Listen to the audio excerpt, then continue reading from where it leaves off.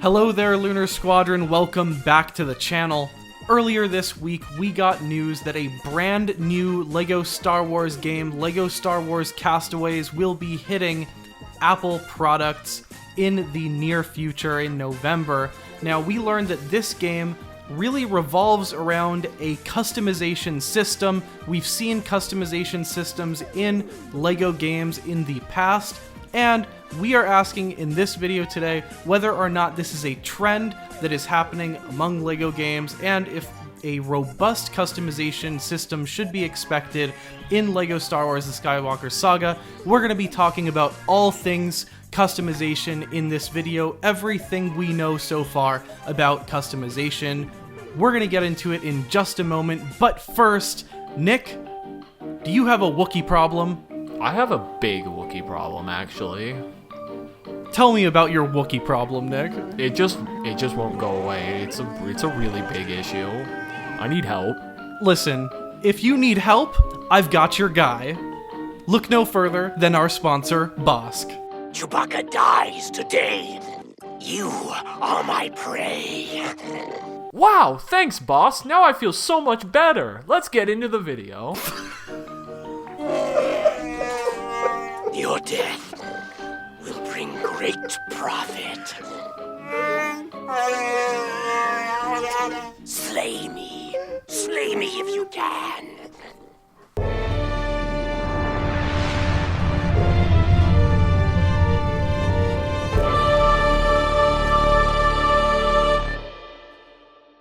Alright, so it's no secret that character customization and character creation is a hot topic in the LEGO Star Wars The Skywalker Saga community. There are lots of questions about what this is exactly going to entail, and like you said, Andreas, in the intro, we got our first look at an upcoming LEGO Star Wars game which seems to feature a ton of customization options. So Andreas, is this game a glimpse into the future of perhaps what this will look like in the Skywalker Saga? What do we know? So, as far as, what to expect in LEGO Star Wars The Skywalker Saga, it's honestly kind of hard to tell based on this game, because Castaways, of course, is not being developed by TT Games. However, you might see something of an overlap in the overall marketing philosophy between these two games, which would be somewhat dictated by LEGO and by Star Wars, who are both permeating this new title. As far as this new title, LEGO Star Wars Castaways features a host of customization options. This whole game revolves around customization. It really is the concept of developing your own Star Wars character in an unmarked Star Wars-y location where you will have Star Wars-like interactions with other players that have created characters based on costumes that are from the Star Wars universe, skins that are very recognizably Star Wars. So it's a very, build your own Star Wars and adventure type situation. It remains to be seen whether this is going to be the philosophy for LEGO Star Wars The Skywalker Saga, because it looks like the Skywalker Saga is more of like an encyclopedic type Skywalker Saga project. It's really focusing on having everything about the Skywalker Saga in it. Is it going to be revolving around customization like Castaways, or is it not? I mean, what do you think, Nick? Yeah, I think this is one of the more fascinating subjects when it comes to LEGO Star Wars The Skywalker Saga, simply because there is so much unknown about it, and given the fact that this feature was such a big component of the previous LEGO Star Wars game. So it's very interesting that we haven't really heard much of anything outside of a brief few points from interviews over the last few years. We have an interview from way back when, I think in 2019, which feels like a decade ago now at this point. I know it was 3 years ago, but man, it feels like it's been a long time, where they talk about how the Kyber crystals and the Kyber bricks will play a part into customization from vehicle customization. They at one point mention character customization in that.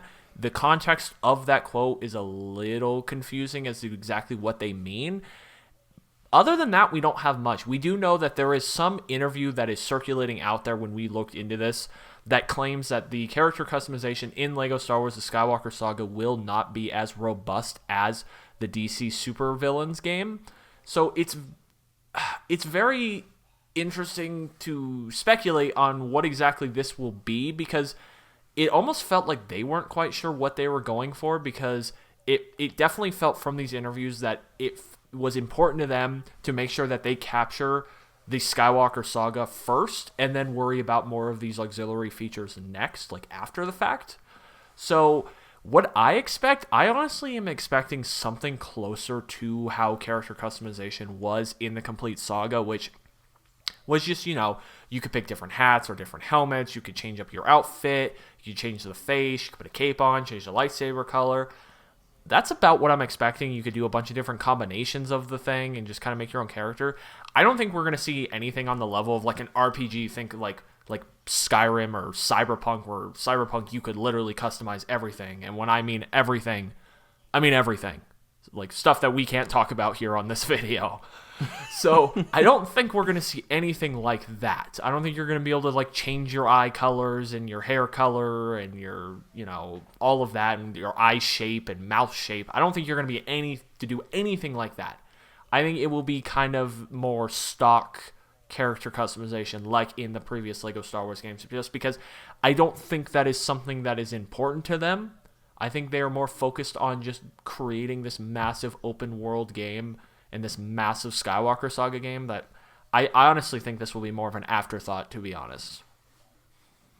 Yeah, I think you can kind of tell that from Nick. You mentioned that Screen Rant interview with designer Mike Consalvi. This is his quote, which kind of shows how uncertain they might have been about Kyber Bricks and customization in general. I'm not sure if it's just because he was tiptoeing around sensitive information at that time, or if he kind of didn't want to oversell a kind of fluid topic in the game. But what he said was, so yeah, with Kyber Bricks, essentially, if you know about the history of Lego games in general, we have gold bricks. Kyber Bricks is sort of that same collectible. The method of collecting Kyber Bricks is pretty much the same as gold bricks. But in this instance, we're using them to add different upgrades to vehicles, level of customization, and that sort of thing.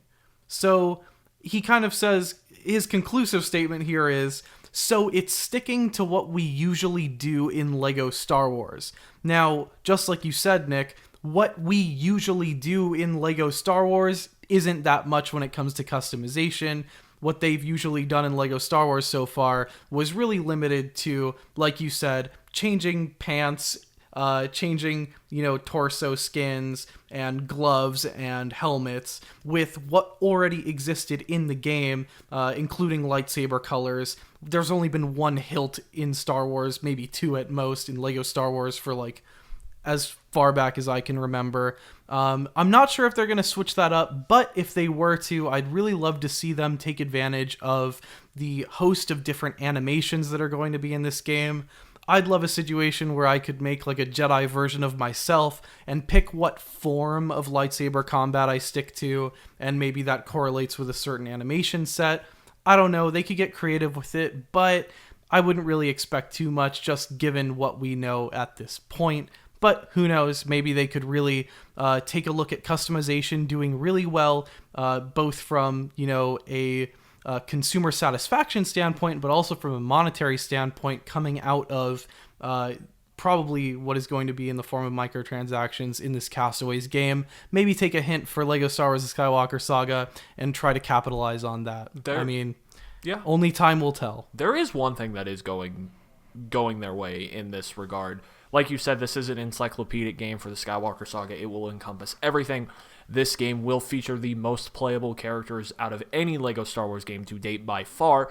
So, even if it features a customization like the complete saga, like these older LEGO Star Wars games, there's still going to be a ton of combinations and things. There's going to be every Stormtrooper helmet, every Clone Trooper helmet, and every helmet for the Rebel Alliance and Resistance and Fighter Pilot helmets, and all the different lightsaber colors from red to blue to green to yellow.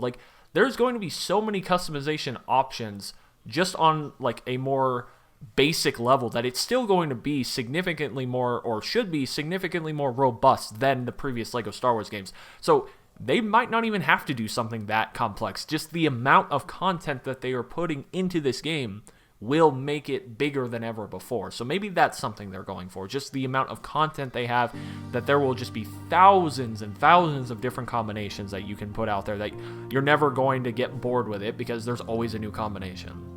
Yeah, let us know what combination you guys are looking forward to the most. I honestly think I'm just imagining like putting a Bosk head on like a little Ewok or something, or putting Yarl Poof's head on like Chewbacca and running around. And you ruined it. It's kind of terrifying. Anyways, let us know what customization options you guys are looking forward to. Do you think that Castaways is going to shed light on what we should expect in the Skywalker Saga, or do you think these are two completely separate things with separate developers entirely? Let us know in the comments down below. That's going to do it for this discussion, and we will see you all next time.